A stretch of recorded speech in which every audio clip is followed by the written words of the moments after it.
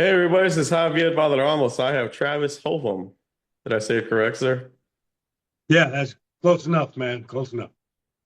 He is the owner and creator of Food Forest Design Minnesota. And if a lot of people have like, what is Food Forest?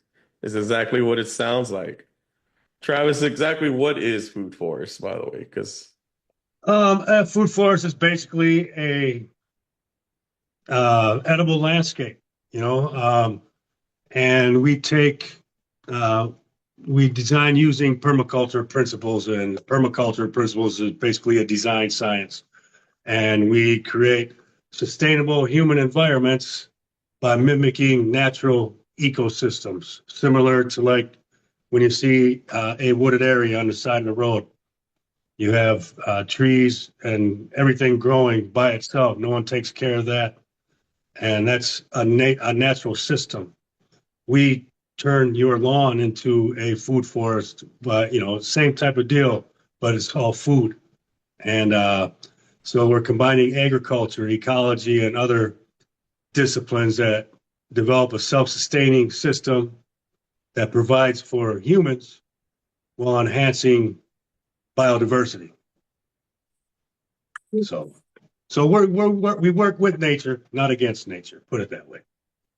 so can you share a little bit about your background? Yes. Well, I started out long time ago as a web developer, web designer, graphic designer for 25 years, and I've always been interested in growing food and how things grow. When I was a kid, I used to go around my neighborhood. I have a twin brother, so I had someone to hang out with every day. So when we're all riding our bikes around the neighborhood, everybody had gardens, everybody had fruit trees or berry bushes on their properties. So you could always go out and pick an apple or a pear or peach, or there's stuff growing. And you don't see that much anymore today. But everybody had gardens in their yard. My mom had a garden in our backyard, and I liked cantaloupes at the time and melons and stuff like that. And I would always have my mom buy them when she went to the store. But then I got some seeds and I planted them in a garden because I wanted them. They were my favorite, so I decided to try to grow them. And I was just so interested in seeing how putting a seed in the ground, watching it sprout, and then just watch it turn into cantaloupes and melons. And it just always interested me. And I always thought if I ever get a lot of land, I want to plant food all over it and have it growing everywhere. And about 2014, 2015, I saw the plans. A friend of mine down in Orlando, Florida, had some plans, a prototype for a thing called a permacube, and it was like a greenhouse on steroids, but it was for your the regular suburban backyard. And this thing had it was your greenhouse. It had solar panels on top to power the thing. It had water catchment system on it with 250-gallon water tanks. One would store water for drinking. The other one was to grow fish for an aquaponics system. So it had tilapia in there. So, and if you're familiar with aquaponics, that is using fish waste to fertilize and feed nutrients to your plants, and kind of like hydroponics, but you're using the fish waste. And so this had aquaponics, hydroponics. It also had soil beds on the inside of the greenhouse. Also had a chicken tractor attached to it so you could raise chickens. And it had a biodigester to create cooking fuel and also a thermal dehydrator to dehydrate your extra produce for saving it for later. And so I saw the prototype and I was like, wow, how do I get involved in this? And my friend Jim, he said, well, I got the prototype being built here down in Florida. Why don't you come down and see it? And I just happened to be going down to Florida for another company. So I went down a day early and went to Jim's place, and then we drove, and I actually got to walk through this thing. And I was immediately hooked, and I'm like, how do I want to be involved in this? How do we, what do we got to do here? You know, start selling these things, get them. Because I'm from Minnesota, and we have cold winters, so want to be able, a greenhouse will be able to extend your growing season through the winter. You know, if you keep it heated, and so we were trying to bring this to market, trying to find a manufacturer to mass produce these, and the cheapest place we could find was, I think it was $25,000 to have one made. So when you put all your everything on top of that, so you can try to make some money while you're selling these, it just became overpriced. And you know, for your average consumer, it was a little too expensive, so we couldn't bring it to the marketplace at that time. And we tried to redesign it with some different configurations and or different models, try to franchise model, and that just was too much paperwork and just wasn't working. And then, you know, permaculture was always at the center of this and growing food. And then basically looking at landscapes out there, there's no life in a lot of these landscapes. There's you have trees and you have bushes and everything, but you don't have a lot of wildlife because there's nothing to attract them, and all these lawns are poisoned with chemicals, so you don't have weeds because everybody has to have the greenest lawn on the block. So you know, riding your lawnmower, and everybody wants to, you know, be a big guy, have the greenest lawn everywhere. Well, it might be green, but nothing's growing on it, and there's no life in there. So we decided that we need to start turning these lawns into food forests and edible landscapes and growing food. And coming with that, growing food, you solve a lot of the world's biggest problems. You know, with your local, you decentralize from the system we have now that is unsustainable with all your fruits and vegetables in your stores that are full of chemicals. And, you know, there's no nutrients in these when you get them home from the store because they've been picked probably 30 days ago, you know, depending on where they're coming from. So pretty much that's how we got into turning lawns into edible landscapes. And there's more, but that's how I got there. So is there a way that you can like walk us through the process of how you design and install the food forest? Yeah. So we take well, on my website, when someone say, "Hey, I want to hire you to you know, design my," it could be a homestead, it could be a backyard, could be a business, could be a church. You know, there's so many different places. You You don't know, have secrets. You can just, if they want, they can get a hold of you. yeah, yeah, you know, and pretty much we take your the dimensions of your property. We find out the history of your land. You know, the soil types, the sun exposure, the rain exposure, and a lot of different factors go into it. And then, you know, what do you want to grow in your yard? You know, we find out everything that grows in your climate, you know, because obviously you're in Texas, you have a different climate than I have in Minnesota. So you can grow certain things I cannot grow here because I have a shorter growing season. And in Florida, you can grow citrus. You can't grow citrus here in Minnesota because of the climate. So we take all these factors into consideration and what your goals are for your property, and then we put it together. We lay out a design for you, and we work with you until you're happy, and then we source all the trees, everything. You know, some people might want a pond in their backyard, so we put a pond in the backyard. Some people want greenhouses or, you know, 50 fruit trees.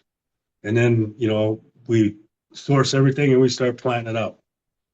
And once we get everything set for you, we plant these out to be as uh, low maintenance as possible because, you know, people think gardening is a lot of work, but annual garden, annual garden is work, perennial food forest is less work because you're dealing with nature. So you're not having to pay attention all the time to everything like you do a normal garden. Um, but in a nutshell, that's how we go about the process. You hire me, we design it, and then we install it. So can you share some of your success stories that you have with your project? Yeah, well, I mean, everyone's a success because when I leave that property, that family is going to be, as their food forest matures, they're going to have food, an abundance of food forever, for years to come. And a lot of, if they have small children, these small children are going to wake up every day, be able to walk out their back doors and go have apples, oranges, lemons, limes, cherries, raspberries, blueberries, blackberries, whatever you're planting, depending on where they live. So that is a success right there. You know, they're not only, these kids are going to grow up healthy and their parents are going to save a lot of money because they're not going to go have to waste their money over at the grocery store where they're going to get food that is not as healthy as what they're growing right in their own backyard. And besides that, I've also installed some food forests in some celebrities' homes, which that just doesn't happen. It's kind of things have to line up for stuff like that to happen. So that's been kind of some successes also. I mean, before we started recording, we were just talking about some of the celebrities that you've dealt with. Yeah, yeah. And yeah, if anyone saw the show Entourage on HBO, Adrian Grenier, who is the lead character in that show, put a food forest in his 22-acre ranch there in Bastrop, Texas. This guy had amazing property. He has the Colorado River flowing through his backyard. So you walk out his back door and a 5-minute walk, and you're right at the bank of the Colorado River flowing through his property. And most beautiful property I think I've ever seen. And we put a medicine wheel on the property, which his fiance at the time, she was just starting to focus on Chinese herbal medicine. So we created a medicine wheel area, and there's a seating area for meditation, and a huge area for her to grow all her herbs. And then we installed a vineyard, so 5 rows of grapevines, and we built trellises. And on the outside of that, we put a food forest in. And then there another part of the property had an old horse barn. We turned that into a cantina, and then we planted out. The soil was really sandy and kind of more of a desert feel, so we planted a lot of different plants that would survive in that type of. Put a lot of succulents, and I don't know if you know what an agave is. The big agave plants. It's kind of like a cactus, but we just planted all types of cacti and stuff around this place and turned it into a kind of a gathering place. And there's a little bar inside the cantinas. So it was just it was pretty fun, And we did this in 5 days. We complete transformed this backyard. And so that was probably one of the funnest projects to work on. Well, I mean, like a lot of people don't even know, but you've been so successful that you actually did a pilot show. Yeah, yeah. That was at that property. We filmed it over that week to bring the pilot, for a TV pilot, and that has not been picked up yet, but it's out there, and at any time, it can happen. But I just my focus is on transforming lawns. My success is one lawn at a time. So is there any way that we can see the pilot, or is it just Um, all I have is a trailer. I okay? just I don't have that active, right now handy to show you, but I have a trailer on my hard drive somewhere. That's fine. I'm sure we'll see at some point down the line. Yeah. So, what are some of the challenges that face you when you're trying to implement a food forest? Well, like I said, every property is different, and we take in all these factors when we design a property. Someone might have water issues, because we a lot of things with permaculture, you want to watch and observe what happens on the land. So, when it rains, you want to know where's the water flowing on the property.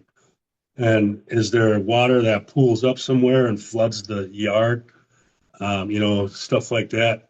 So what we want to do is we want to capture or direct the water other places to use in that system because water is energy. So it can be a challenge just depending on what is going on with the land at that time. So we work with that and we use it and figure it out as we go. So, there's challenges. You might have a lot of trees on a property. So some areas might not get as much sun exposure as other areas. So you're kind of working with what you have. And so there's our challenges, but everything, there's certain plants and trees that grow well in shaded areas and some that don't. So, it's all about a give and take and working with nature. See, it's funny that you mentioned nature because the next thing we should talk about is climates and environments, and I know you briefly went over it. So, how exactly do you install the food forest and adapt it to the climates and environments? Well, depending on where we're at, um, like here in Minnesota, we have a growing season from when the ground thaws out in May all the way up until the ground freezes in November. So, we're trying to you need to plant your annual garden in the spring, right in May, because you only have until, your first frost is usually in October. Um, so your annual stuff, you need to get that in the ground right away in the spring so you can get through the entire growing season. However, your perennial trees and berry bushes and all those types of things, you plant those in the ground, they're going to come back every spring because they're a perennial. They're just like your normal trees. Every fall, they drop their leaves and they go to sleep and get through the winter and wake back up in the spring and do their thing. So with perennials, we can put a dormant tree in the ground all the way up until the ground freezes. So I've worked up to Thanksgiving sometimes, and we're putting a tree with no leaves on it, and it looks like it's dead, right? But it's not. It's just sleeping. So, and that's usually one of the best times to plant trees in this climate up here is in the fall, and that gives that tree enough time over that winter for its root systems to start working its way in and establishing itself for when it wakes up in the spring. So, I know you kind of mentioned this earlier in our conversation, but I want to talk about water conversation and organic gardening in the projects. How is that? Like, how do you manage that? So, what do you mean with what water management? Yeah, like conserving water. Oh, And well, there's many ways you can do it. You could put a water catchment system on your garages, or if you have any buildings on a property, you can put yeah, a gutter system on them, and then have your big water tanks. You got 250-gallon tanks, 350-gallon tanks, so you can capture the water. You can use that water to water your food forest because you can, gravity feed all that water. You can put a spout on these tanks and then run irrigation drip lines throughout your food forest to use all that captured water. Otherwise, you also have holding ponds. You can put it rains and all that water runs right into a pond, and you can use that um, in the same way, or else you can use swales, which a swale is similar to a trench in a way, and so you're capturing the water and you can plant inside the berms of a swale. but you're directing it's holding water, but you're also directing the water. You know, so it doesn't flood a certain area. You're directing it around, and like I said earlier, water is energy. So you want to keep that in your landscape as long as possible. And another thing, when we put trees in the ground, we're putting mulch on top of the soil, and we're putting 6 to 8 inches of mulch on top. And that mulch also holds water and holds moisture. It protects the soil from the elements, but it also holds water. So it makes you drought tolerant. If you don't get a rain for a long time, you still have moisture in your soil. So many different ways to capture water and use it.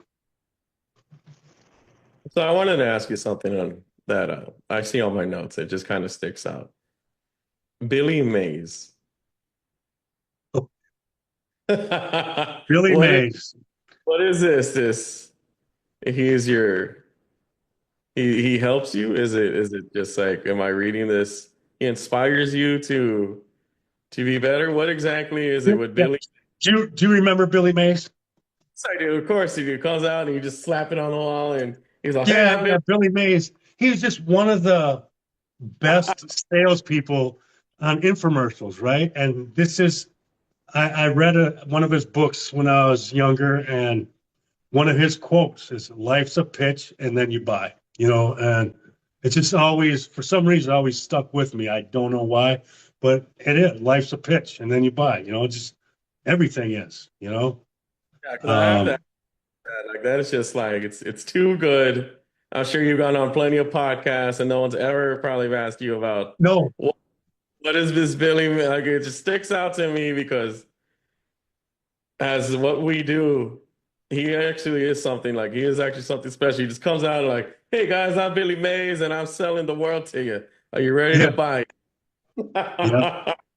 And another one of my other favorite quotes for many, many years is, "Growing your own food is like printing your own money." Yeah, that's more or less true.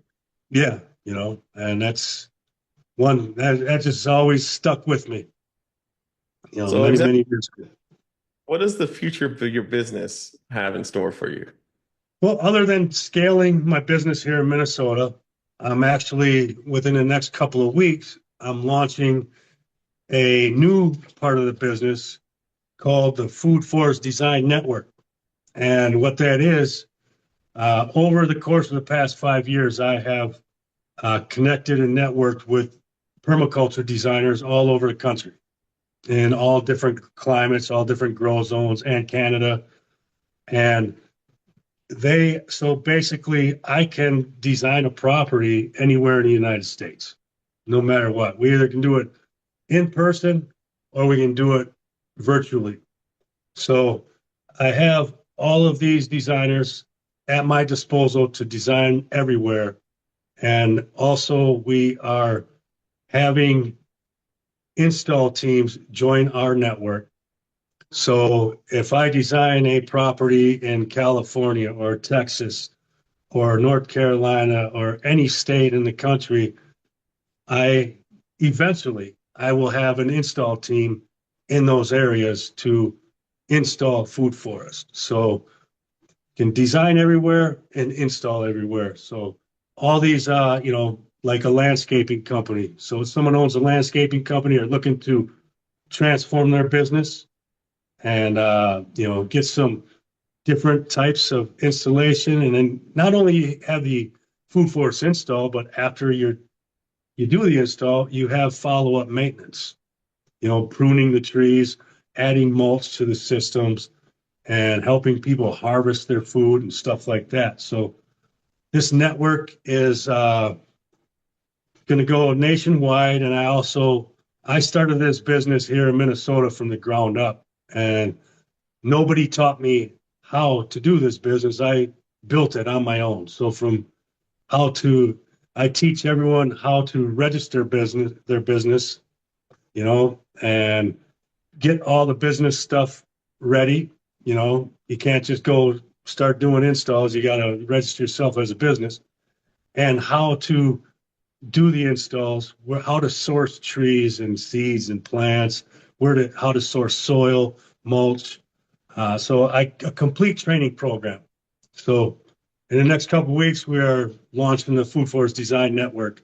Another Marine buddy of mine out in Massachusetts, and then a couple of designers, one from Canada and another one from Michigan, and another designer that lives near me here in Minnesota. So that's the where we're going to start growing. No pun intended. Actually, you probably do mean it. Well, yeah, definitely want to grow, but yeah. So that is where we are going from here. And So, I've seen it work. I've seen it work. I just have seen it by someone who was an unethical business owner build it. And so basically, permaculture is about people care, earth care, and fair share. And that's what it's all about is transparency, integrity, and taking care of people. And everybody wins and nobody's getting shafted in the process. so before we leave off, is there anything that you would like to share? Everything that's all the descriptions and details will be in the details for when we release this episode. But is there anything that you want to say before we leave off? Oh, just you want to transform your lawn, just get a hold of me. And let's work together and create the Garden of Eden in your backyard. You have a lake home, you have a farm, you have a property that's just sitting there. You're wondering what do I want to do with this property? Well, hey, plant a food forest on it. You can also make money with the food forest because you're going to have so much food growing on your property, you're not going to have enough. You're going to have so much.